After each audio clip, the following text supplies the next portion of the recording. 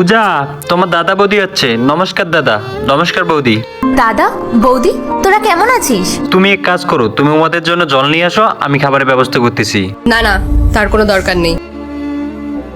তোমার কি মনে হয় আমি এইসব জায়গায় বসে জল খাবো, নিজেদের রেপুটেশন খারাপ করব? তোমার দাদা তোমাদের জন্য পুজোর কিছু শপিং করেছিল, আর সেগুলোই আমরা দিতে এসেছি।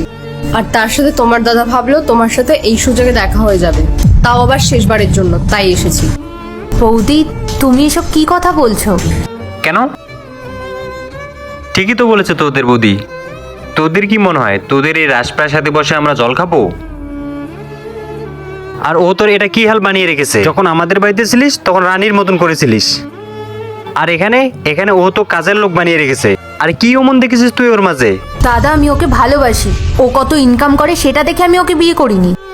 আর ও গরিব বা বড় লোক তাতে আমার কিচ্ছু যায় আসে না।